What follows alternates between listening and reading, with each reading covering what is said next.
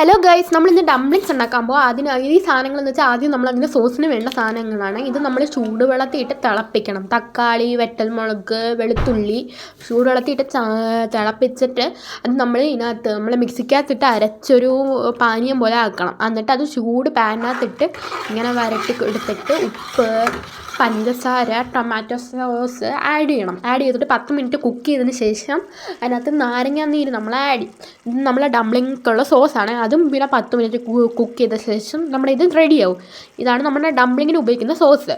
അത് കഴിഞ്ഞിട്ട് നമ്മൾ ഈ ഡംപ്ലിങ്ങിന് വേണ്ട മാവിനകത്ത് ഉപ്പ് ഇട്ട് ചൂടുവെള്ളത്തിയിട്ട് കുഴച്ചെടുത്തിട്ട് അത് നമ്മൾ അരിപ്പൊടിയാണ് ഉപയോഗിക്കുന്നത് കേട്ടോ. ഇവിടെ അരിപ്പൊടിയാണ് ഉപയോഗിക്കുന്നത്. അരിപ്പൊടി പരത്തി എടുത്ത് വെക്കണം.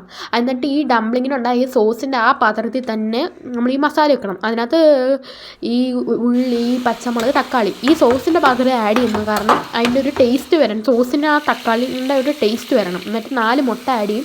ഉപ്പ്, മുളക് പൊടിയൊക്കെ ഇട്ട് എരിക്ക് വേണ്ടിയിട്ടിട്ട് നല്ല കുഴന്ന് ഇങ്ങനെ ചിക്കിയെടുക്കണം. അടുക്കി പിടിക്കാൻ നോക്കണേ.